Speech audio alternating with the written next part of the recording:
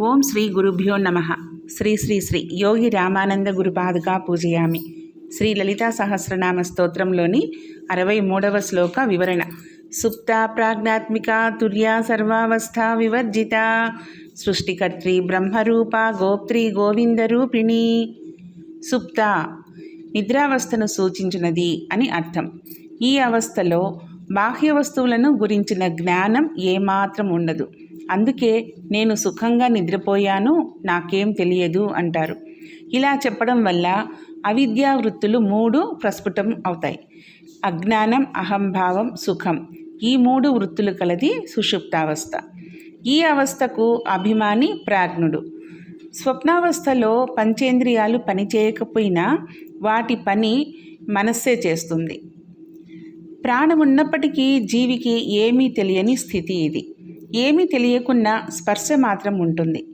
ఆ నిద్రానందానుభూతి అనిర్వచనీయమైనది కాబట్టి ఇలా ఉంటుంది అని చెప్పలేం. జీవప్రజ్ఞ సర్వేశ్వర ప్రజ్ఞతో కలిసి ఉండే తాత్కాలిక వ్యక్తిగత ప్రళయాన్ని సూచించే స్థితి ఇది.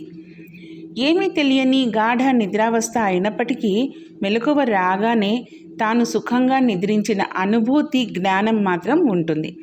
అలాగే ఏదైనా కల కూడా జ్ఞాపకం ఉంటుంది. అంత మత్తు నిద్రలో ఎక్కడ ఉన్నారు అనే స్థితి కూడా గుర్తుండదు. కానీ మెలకువ రాగానే హాయిగా నిద్రపోయిన అనుభూతిని వ్యక్తపరచగలగడాన్ని సుప్త అంటారు. ఈ అనుభూతి జ్ఞానాన్ని సూచించే అమ్మవారి నామాన్ని సుప్త అని అంటారు. తర్వాత నామం ప్రాజ్ఞాత్మిక. ప్రజ్ఞయే స్వరూపంగా కలది అని అర్థం. ప్రాజ్ఞుడు సుషుప్తి నిర్వాహకుడు కదా. బాహ్యస్మరణ లేకుండా చేసి ఆయా జీవికి తన స్వరూపాన్నే దర్శింపచేస్తాడు. అలాగే సుషుప్తి స్థితిలో పంచేంద్రియాలు, మనసు, బుద్ధి కూడా పనిచేయకపోయినా ప్రజ్ఞ మాత్రం ఉంటుంది. మెలకువ రాగానే తాను పొందిన నిద్ర సుఖానుభూతి జ్ఞప్తికి రావడం ఈ ప్రజ్ఞ ఉండబట్టే జరుగుతూ ఉంటుంది. జీవి నిద్రలో కూడా పనిచేసే ఈ లక్షణాన్ని సూచించే అమ్మవారి నామం ప్రాజ్ఞాత్మిక. సుషుప్తి స్థితిలోని జ్ఞాన కారణ స్థితిని సూచించినది అని ఈ నామానికి అర్థం. తర్వాతి నామం తుర్య. తురియావస్థను సూచించినది అని దీని అర్థం. ఇది యోగంలో సాధించే స్థితి. మనస్సు, బుద్ధి 2 బ్రహ్మరంధ్రం చేరినప్పుడు కలిగే స్థితి. తుర్య అంటే తురియావస్థ అంటే 4వది అనేది సూటి అర్థం. జాగృత్, స్వప్న, సుషుప్తి అవస్థలే కాక బ్రతికున్న జీవికి 4వ అవస్థ కూడా ఉంది. దానినే తురియావస్థ అని అంటారు. స్థూల, సూక్ష్మ కారణ స్థితులకు అతీతంగా ఉంటుంది ఇది. మనసు, బుద్ధి ఇవి కళ్ళను ఆశ్రయించి ఉంటే అది జాగృతావస్థ. మనసు, బుద్ధి మనోగతమైతే స్వప్నావస్థ. హృదయాన్ని ఆశ్రయిస్తే సుషుప్తిని, సహస్రారగతమైతే తురియావస్థను సూచిస్తాయి. బుద్ధి లయమైపోకుండా సహస్రారంలోని అమ్మవారి ఉత్కలతో అనుసంధానమై ఉంటే అప్పుడు బుద్ధి చిన్మయమవుతుంది. అప్పటి అనుభూతి స్థితిని తురియ అంటారు. ఈ రకంగా 3 అవస్థలలో ఉంటూ అన్నింటికీ సాక్షిభూతమైంది కాబట్టే ఆ పరమేశ్వరి తుర్య అని అనపడింది. తర్వాతి నామం సర్వావస్థా వివర్జిత. అన్ని అవస్థలను విడిచి అతీతంగా ఉండునది అని అర్థం. జాగృత్, స్వప్న, సుషుప్త అని ఈ 3 అవస్థలు కాక 4వది తురియావస్థ. ఇది కాక తురియాన్ని దాటిన తర్వాత సాధకుడు ఇంకొక అవస్థ కూడా చేరుకుంటాడు. అదే 5వ అవస్థ అయినటువంటి తురియాతీతం. ఈ స్థాయికి వచ్చిన తర్వాత సాధకుడు అన్నీ వదిలేస్తాడు. వివర్జిత అంటే వర్జించినది, విడిచినది అని అర్థం. ఒకదాని నుండి వేరొక దానికి రాలేనిది, పునరావృత్తి లేనిది. తురియాన్ని కనుక గట్టిగా సాధిస్తే తురియాతీతము లభిస్తుంది. ఇదే పరమపదం. తురియాతీతం పొందినవాడు శివునితో సమానమవుతాడనమాట. ఏమాత్రం ద్వైత భావం లేని స్థితి ఇది. ఇక్కడ కాలభేదం ఉండదు. అన్ని కాలాల యందు ఆనందమే స్వరూపం. ఇటువంటి సాధకుడు జీవన్ముక్తుడవుతాడు. దేహేంద్రియాలు ఉన్నప్పటికీ అతడు కర్మలు చేయడు. మాడిపోయి మొలకెత్తడానికి పనికిరాని విత్తనం లాంటి వాడనమాట. అంటే ఇక్కడ చెప్పేది అటువంటి వారికి మరుజన్మ ఉండదు అని చెప్పడం. అటువంటి వారు పరమేశ్వర స్వరూపులు.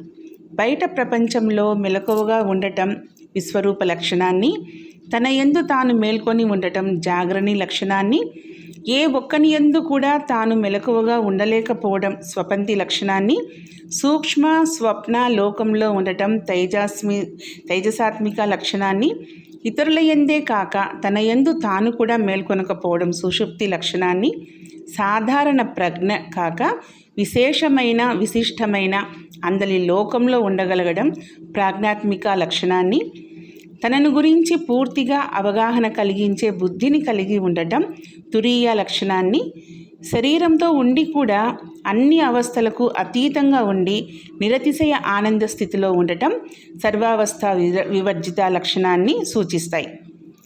తర్వాతి నామం సృష్టికర్త్రి, సృష్టిని చేయున్నది అని ఈ నామం యొక్క అర్థం.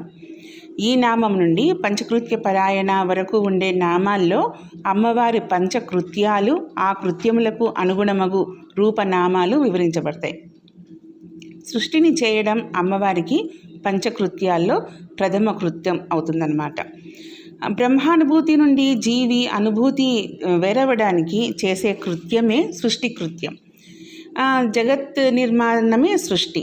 మూల ప్రకృతి స్థితి నుండి అమ్మవారు ఈ ప్రపంచాన్ని సృష్టించేది వివిధ లక్షణాలతో, వివిధ గుణాలతో, ఆకారాలతో ఉండే వివిధ పదార్థ జీవి ఉత్పత్తికి సంబంధించిన ఒక మహాద్భుతమైన కృత్యం అన్నమాట. త్రిగుణాల యొక్క వేరువేరు కలయికలతో 84 లక్షల జీవరాశుల్ని అమ్మవారు సృష్టిస్తుంది.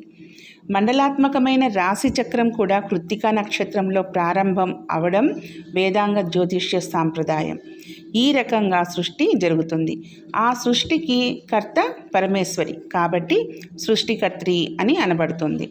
తర్వాతి నామం బ్రహ్మరూప, బ్రహ్మణ లక్షణం గల రూపం కలది అని ఈ నామానికి అర్థం.